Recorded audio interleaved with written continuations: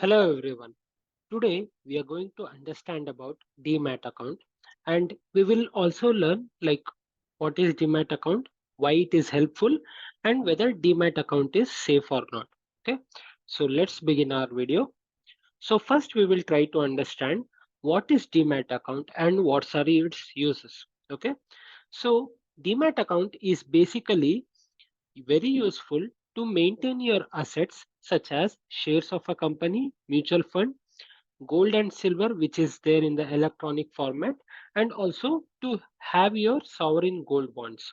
Okay, so what we can say is Demat account is very similar to your bank account where you can store or where you can keep your stocks, mutual funds, gold and silver in electronic format.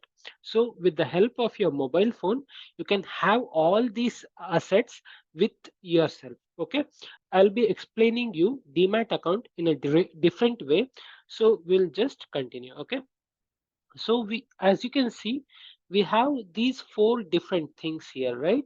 So first we will try to understand how the banks work and how does the Demat account.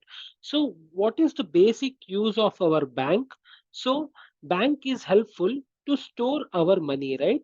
So what we do, we deposit our money into banks. Similarly, the use of Demat account is very similar.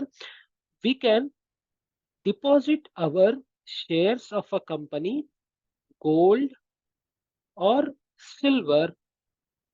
With the help of this Demat account, we can store everything in the mobile. So here what you have to understand is all your assets will be in a electronic format. Earlier, all these were used physical shares, like we used to get a bond where the shares were there. But what problem we faced with these kind of physical paper was there are high chances that this paper can get damaged and you cannot recover it back. So it is very helpful to have all your shares in an electronic format. Okay, so in the next slide we will try to understand what are all the things are required to create our Demat account. Okay, so this slide we will try to understand like what things do we require to create a Demat account. So we'll go one by one. We will be needing a PAN card, we'll be needing Aadhar card, we'll have to put a signature, that is e-signature, we'll have to take a selfie, that is a photograph, and also we have to do a eKYC process. So now we will try to understand why all these things are required to create a Demat account.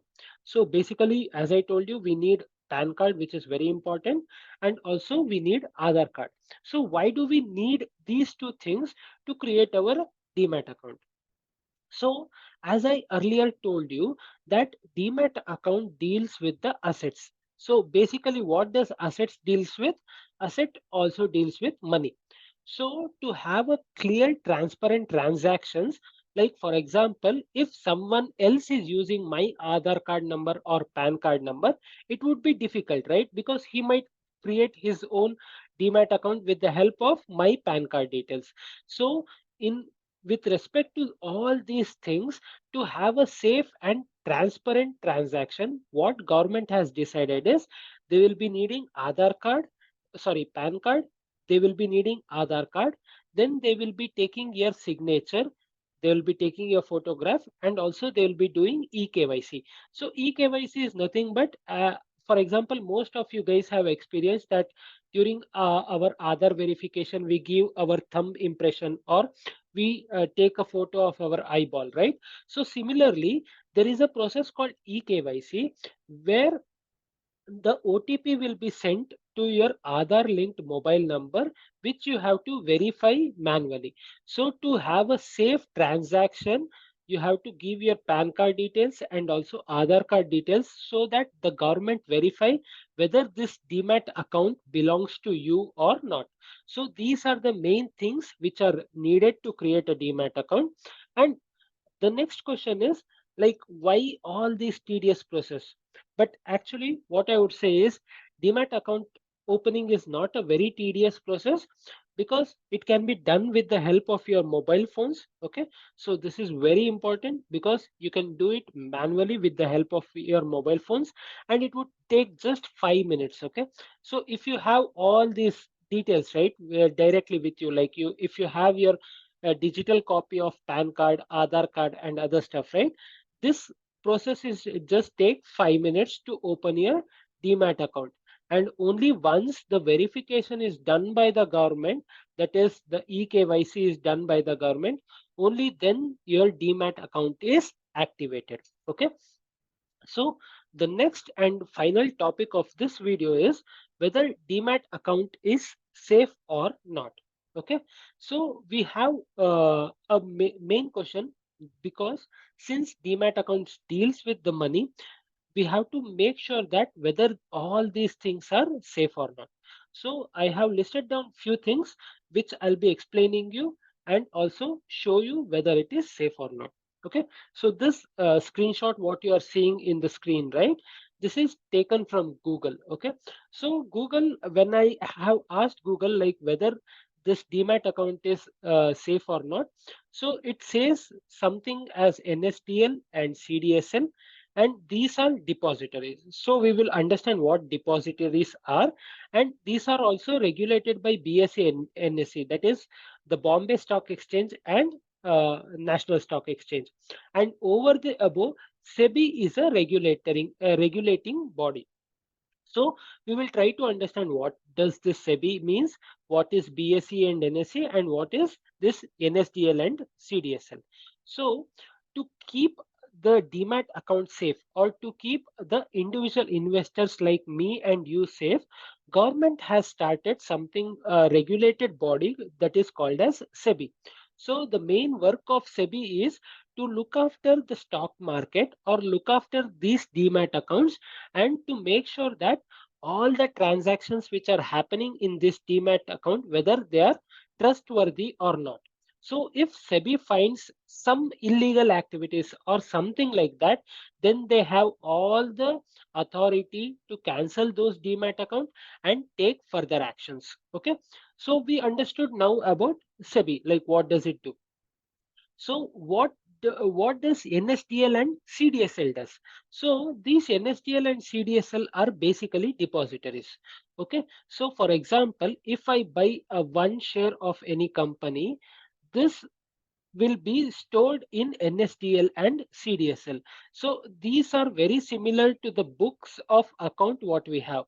So the main task of NSDL and CDSL is, with respect to each Demat account, they will list down what shares are there with a person or not. So for example, if I have a share of 10 companies, then if I go and search my depository, that is NSDL or CDSL, if I put my Demat account number, they will show like what shares do I have with me. So basically what they do is they keep a book of record where they will list down what shares are there with respect to particular Demat account. So now we understood what does this government body does, what is the work of this depository. Then what is the work of this NSE and BSE. So basically, NSE and BSE is a place where the transaction of the shares happen. Okay. So for example, if I have to buy one share of any company such as Reliance, what should I do? I have to go and search NSE and BSE, not directly search NSE and BSE. You will have a separate app for this, which for which I will be providing you the link in this in the details.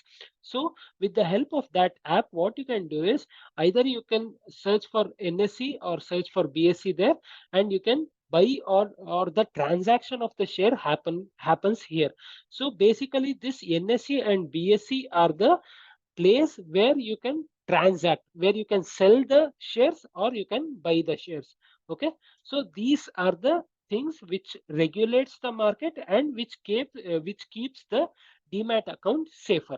Okay, so if you have any doubts with respect to Demat account, kindly do contact us, and you can also put down your comments down below so that we can answer your queries better.